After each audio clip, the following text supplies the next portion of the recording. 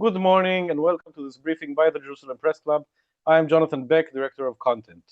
Our guest today is Orna Mizrahi and our topic is Lebanon. Let me first present Orna. She's a researcher at the INSS and she reached there in 2018 after a very long and storied career in the Israeli security establishment. She was in the IDF for 26 years, finished service at the degree of Lieutenant Colonel, and then she was 12 years at the National Security Council and also in the Prime Minister's office. Orna is an expert on the first circle of Israel's enemies, and she has been a student of the conflict with the Palestinians and with Lebanon for decades. She's in her academic achievements, she learned the history of the Middle East and general history from Tel Aviv University. And finally, I would like to mention that she's a member of Forum Vora, which promotes the inclusion of women in the political security establishment, of which our CEO, Halia Dekel, is also a member. Hello, Orna, and thank you so much for giving us of your time today. Good morning, everybody. So, by way of background, I would like to mention the killing of Haytham Ali Tabatabai 2 days ago in Lebanon. His name is not very well known to all listeners, as it is perhaps to people in the security establishment, but can you tell us? He was the chief of staff, apparently, number 2 in Hezbollah. Can you tell us what Hezbollah is today compared to what the terror group was about a year ago, almost a year ago, when we signed the ceasefire agreement with them? Well, good morning. Jonathan, you are asking about what's Hezbollah today. I must say that Hezbollah today is totally different than what it was 2 years ago, before the war. Before the war, we knew that there is a very mighty, strong organization. There was a balance of deterrence between Israel and the IDF and the Hezbollah, but now it's totally different because of the defeat allow me to use this word, the defeat in the war. Now Hezbollah is weak.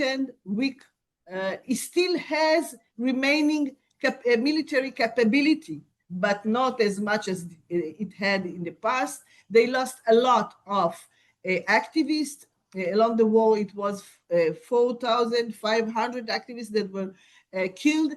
And during the last year, 350 activists that have been eliminated by the IDF.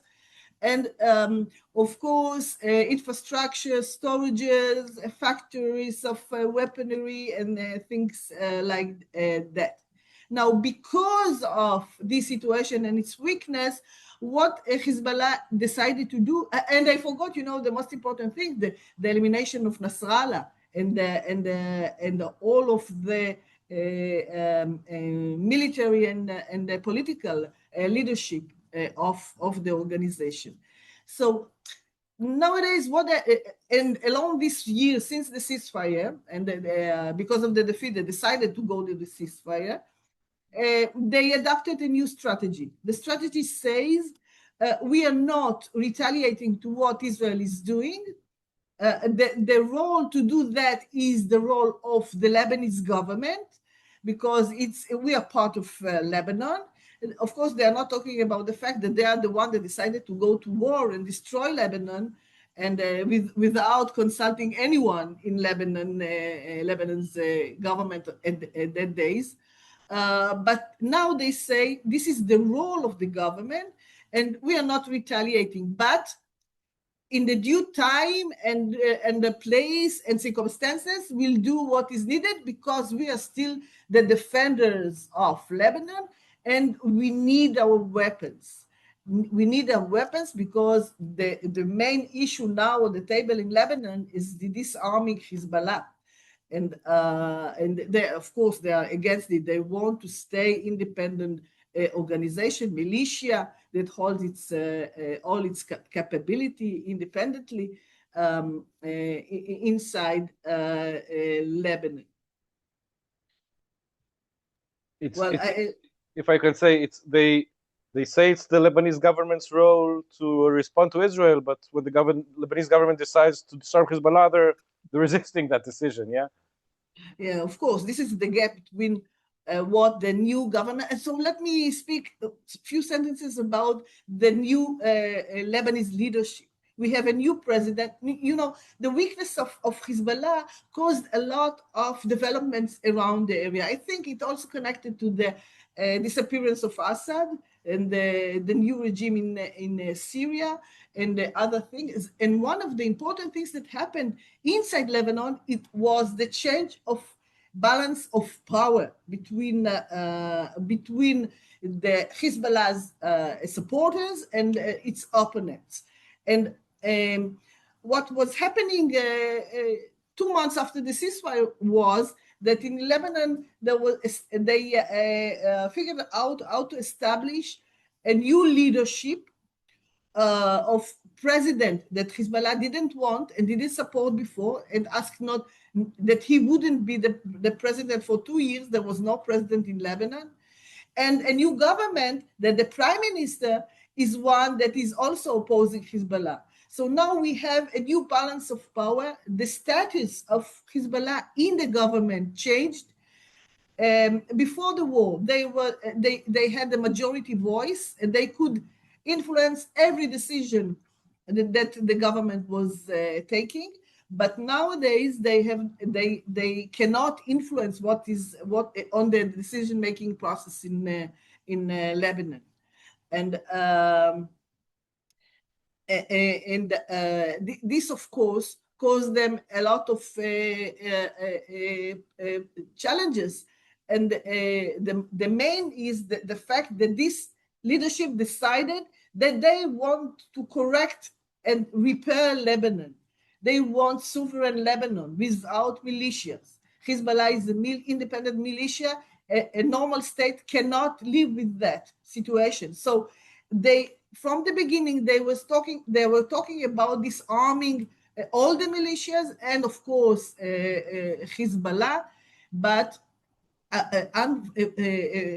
unfortunately, they failed to do it because Hezbollah has still a deterrence power over this government, because Hezbollah is weak when you compare it to the IDF, but when you compare it to the Lebanese army, Hezbollah is still stronger, and this government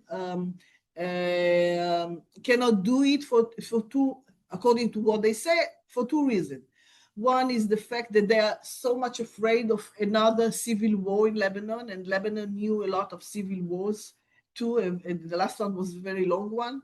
And the fact that they decided they wouldn't go to confrontation with Hezbollah. They wouldn't that they want to avoid any violent conflict with Hezbollah, and in that way you cannot disarm Hezbollah. We're talking now about the Lebanese government, yes? Yeah, of course. And but you're talking the Lebanese government, and this is what the Lebanese army is also doing. They are not confronting Hezbollah. They are not going to trying to collect the arms in places that Hezbollah hides them, and the Hezbollah activists are there. All they do is with cooperation with Hezbollah. So this, you cannot do it by this. They have to adopt a more courageous attitude if they want to do this very difficult mission of disarming Hezbollah. And I think that Israel, but by what we do in the military attacks, is helping them to do that. They wouldn't admit it, but actually nowadays we have a mutual interest with Hezbollah, with the Lebanese government. Can I just ask a question comparing a second to the situation in Gaza, for example? In Gaza, Israel wants to destroy Hamas, and it may not be able eventually to do so, but that is the goal. From everything you now said, it seems like in Lebanon, the best case scenario for Israel would be that Hezbollah is just a political party. There is not even like an aspiration that Hezbollah will be completely out of the picture. Am I correct? Yeah, this is the vision. And maybe in Lebanon we can do that, but we have to, to do it together with the Lebanese government. As I said, we have a mutual interest to do that, and with the help, of course, of the United States and the other parts in the region and in the international community. Maybe we can do that, but it will be very difficult. It will be very difficult because Hezbollah is, as I said, still has its military capability. He still holds its very extreme ideology and wants to go back to the place they were before the war. They want to be as strong as they were before the war and create renew this balance of deterrence with Israel and as it was after the Second Lebanese War. This is their vision, and this is why it's going to be very hard if the Lebanese government wouldn't act differently than what they are doing nowadays.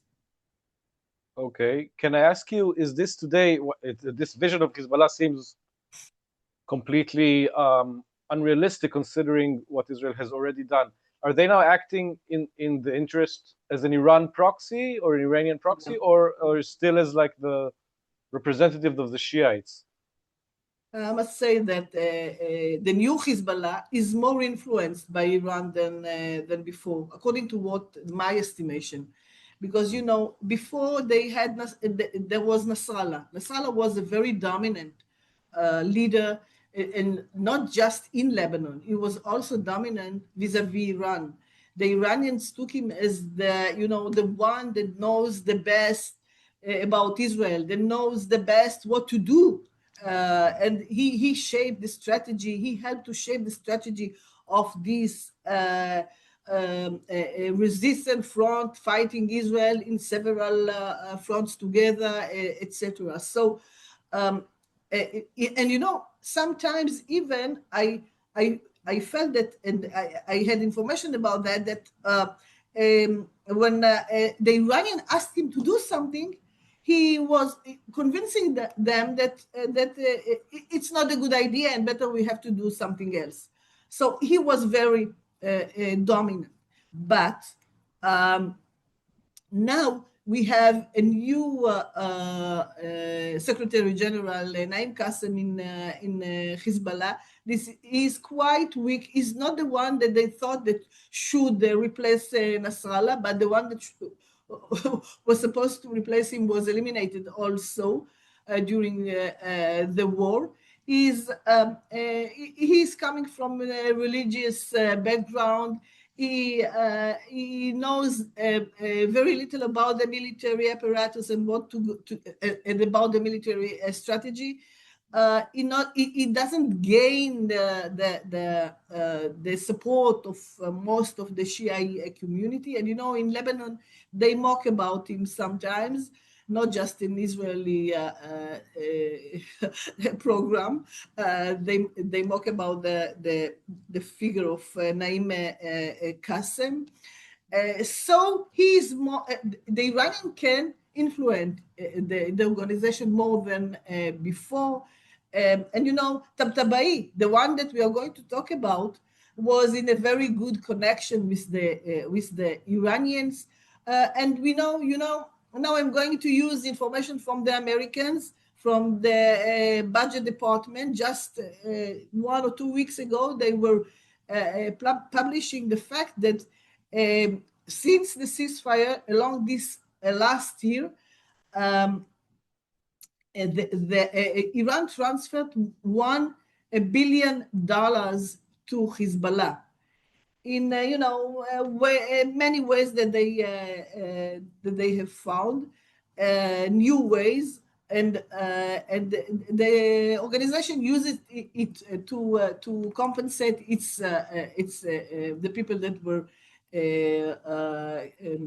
have damage from the war, also for its rehabilitation, for the rebuilding of the military capabilities, etc., etc. So Iran is still the main supporter of Lebanon and has more influence on Lebanon than it had before. Okay, this, by the way, this Tabtabai guy who was apparently number 2 in Hezbollah was not, you said in the chat we had before the briefing, you said not even in Lebanon everybody knew what his role was in the organization. Yeah, because the new Hezbollah, what they are doing now, is trying to do everything secretly, because they knew that they understood that they were so exposed to the Israeli intelligence that now they are trying to do it secretly. They are not publishing the names of their military leaders. Even they didn't want to publish the changing of the guards after the war, of the political echelon. So they try to do it very secretly. And Tabtabai was one that in the public not much was known about him. The Israeli intelligence knew about him, and US also. and the US intelligence also knew about him. But what I wanted to say, he did not have a beeper last year, probably. No, or he had, or maybe he wasn't in Lebanon. I don't know. Anyway, yeah, he is amongst the people that was not heard during that. But there was twice trials from the Israeli IDF to eliminate him also, but he succeeded to survive. To escape. Now, I wanted to ask you everything you said about the Lebanese government decision to disarm Hezbollah, and that's a Lebanese interest. Over the past year, Israel has done multiple attacks against, along the southern border, and also in the briefing before, you said 350 terrorists were killed along the border. Does the killing of Tabtabai not risk pushing sort of Hezbollah and the Lebanese government or army back together, considering Israel is now a common, an assassination inside Beirut? Isn't it again the scenario of Israel is the enemy of all of us? Now, yeah, the big question is what the Hezbollah is going to do now after the elimination of Tabtabai, because it's something that is not normal as it was before. It's the highest chief in the Lebanese military echelon, the number 2 in Hezbollah. And it was in Beirut, in the Dahya, in the neighborhood of Hezbollah. So they are in a very, the dilemma that they have is deepened. Now, what to do about retaliation, maybe to change this tragedy and not just focusing on rebuilding the military capability, maybe to retaliate what Israel is doing. They have several, options to what to do. They can do something along the border. They can do something to the presence of the Israeli forces in the 5 points that we have inside Lebanon. They can shell rockets on the northern part or deeper. They have a lot of things to do. They can do something abroad. They can, try to plan something, to do a terrorist act in abroad. But it seems that they understand that the situation is not suitable for that. And all the estimation in the Israeli establishment are talking about the very low probability of retaliation from the side of Hezbollah nowadays. Maybe they'll do something in the future, something less symbolic, a very little action, but not something that will cause, deterioration into a new round of conflict. I also think that they will try to not to go into a very big action. Their capabilities are very low, in the sense that Israel has the superiority. Israel is ready. The Israeli army is along the border ready, and now they cannot surprise anyone. So the circumstances for them are not the perfect one to do so now. Maybe in the future. Okay, thank you very much for this. Can you say whether the decision to not, fire rockets deep into Israeli territory, etc., as they did since October 8th, is a decision of policy, or has Israel really degraded their stockpiles to the degree that they don't have those munitions anymore? They could try to retaliate. And I know about one incident in December. The ceasefire was on November. It was in December that Israel was doing something, and they fired two rockets, and the Israeli reaction was, of course, of doing a lot. So they come to understand that this is not a time for violent conflict, that they have to stay low, they have to focus on rehabilitation, they have to focus on rebuilding capabilities, and this is what they do. If we are talking, if you want some numbers, the estimations are that now Hezbollah has something like 20,000 rockets for all ranges, missiles and rockets for all ranges. They still have some UAVs, and they are trying to develop new ones with the help, of course, of Iran. So they have the capability, but the superiority of Israel and the IDF that controls all over Lebanon with its intelligence is a problem for them. And this is why they decided that this is not the right time to do so.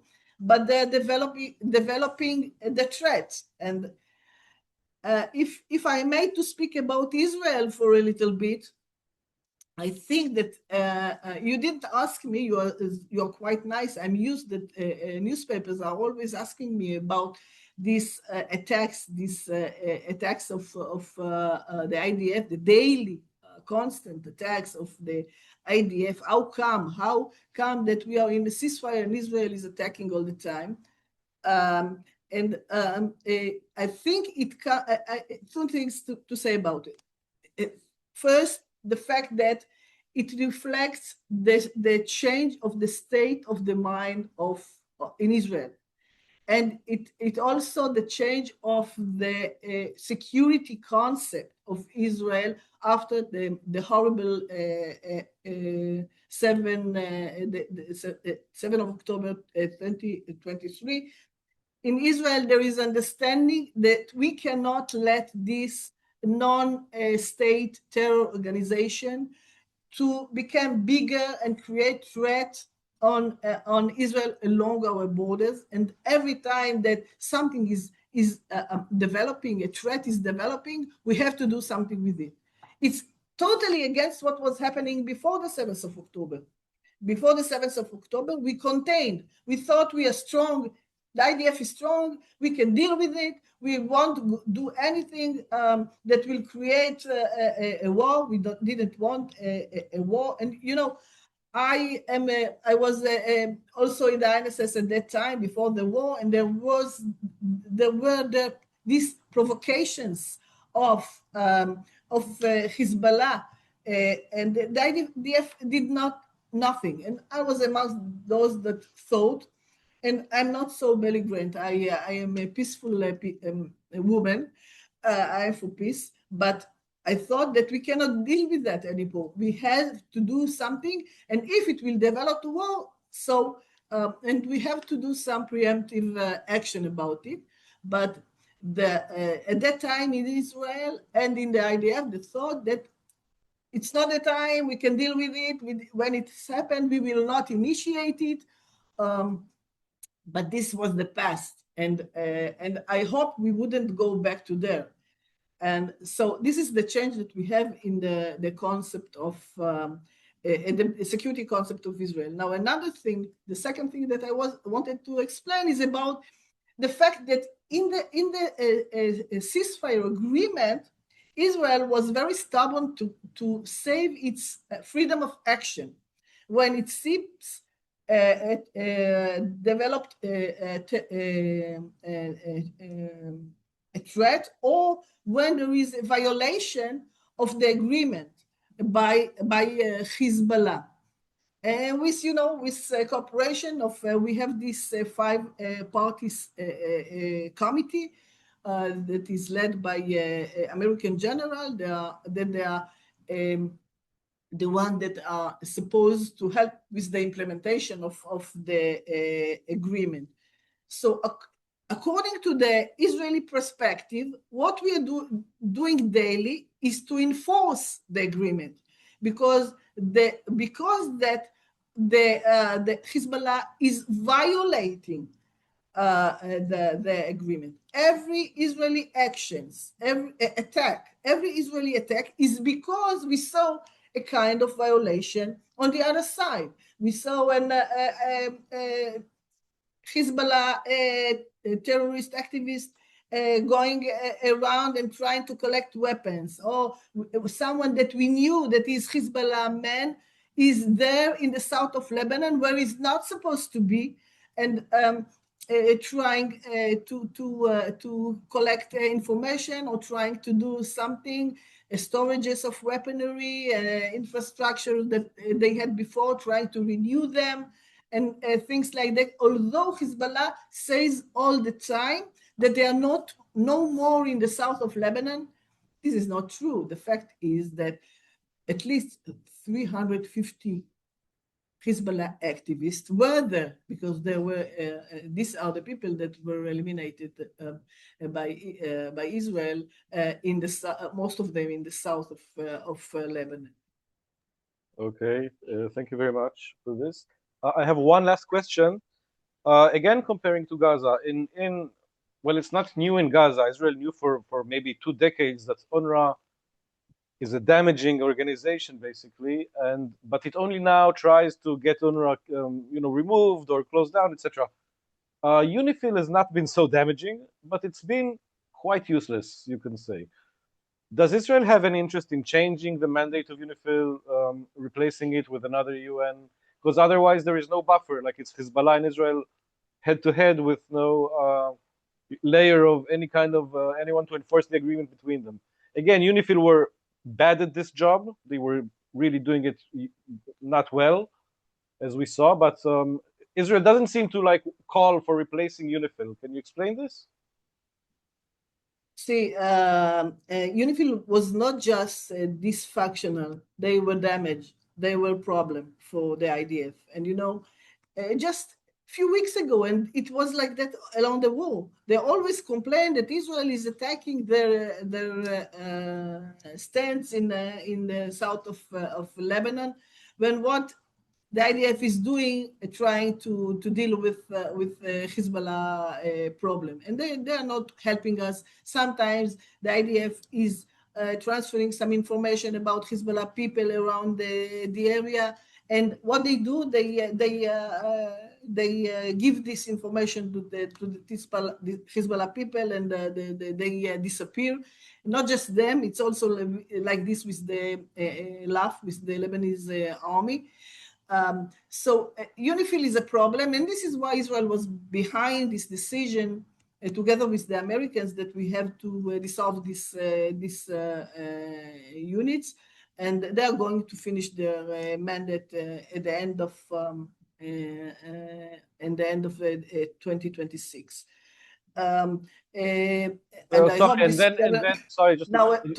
What to replace? Yeah. No, and then they're gone after 26. They're gone. UNIFIL is finished, basically. Yeah, they have to. I think they got some. What is it? 20 years? They got 1 year more to do that, and then they're gone. Okay. I know that there are some countries, especially the French, that try to prove that it's important, that they have to be there, but I don't think that it's going to work. And we all see what's happening and what was happening before the war. Since 2006, they did nothing and were just a problem.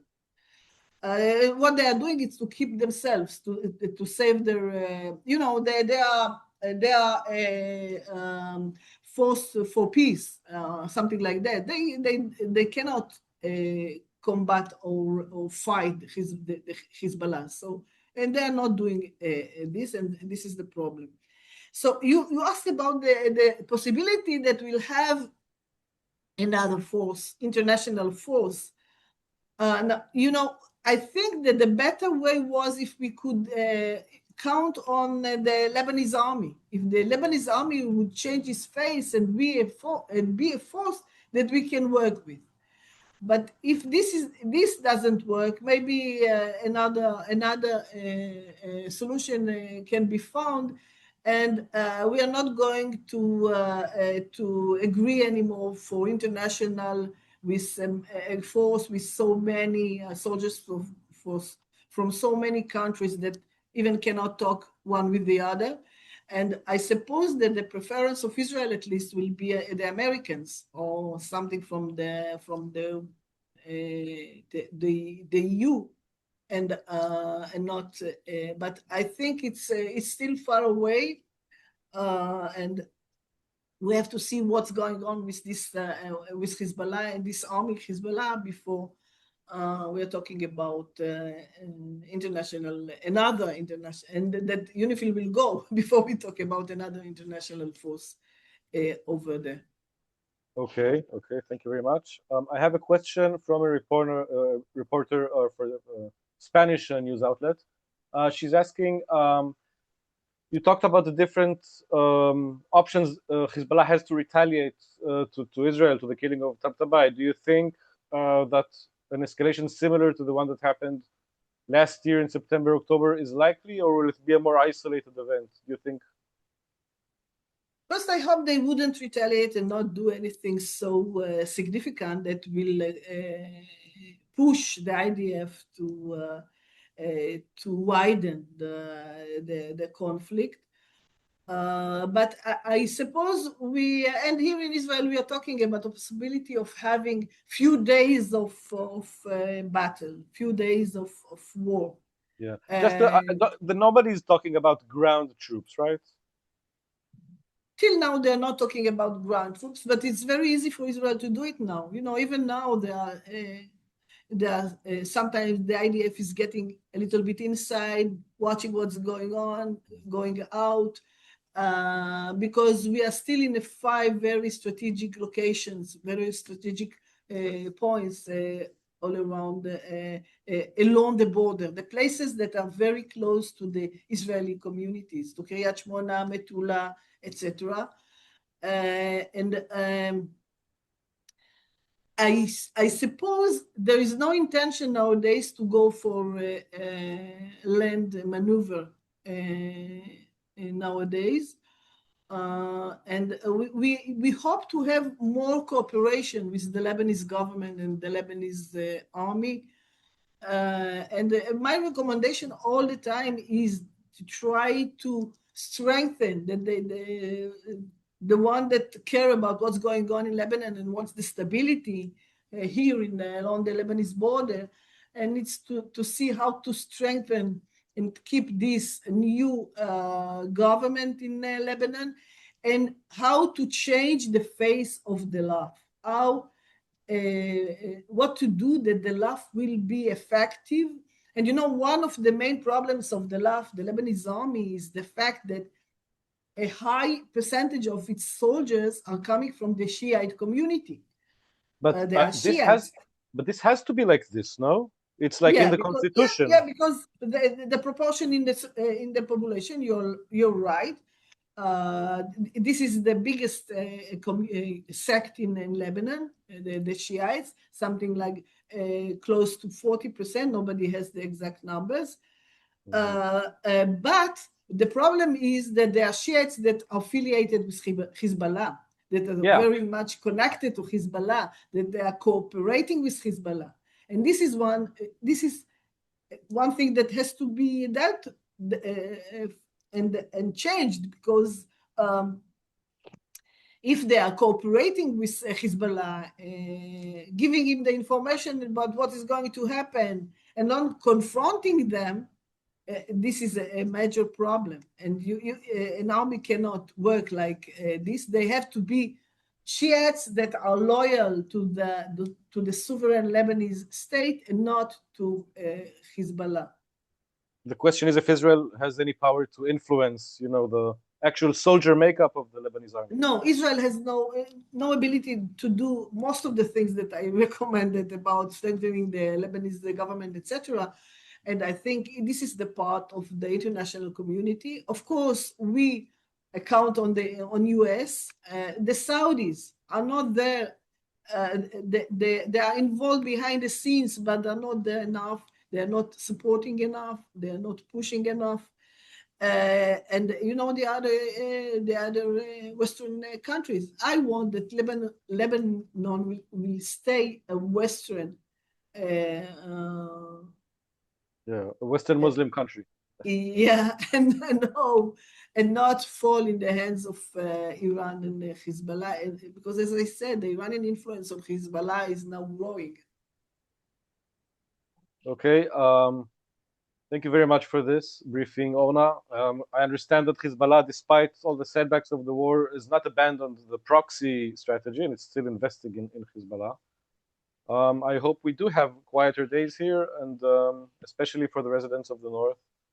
I would like to thank you again for your time. I would like to thank Ali Naor for producing this, and all the journalists who came on the line, and remind you that this is going to be on our YouTube channel later today.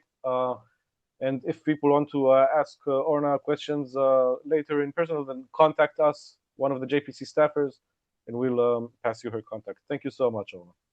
Thank you, everybody. Have a nice day.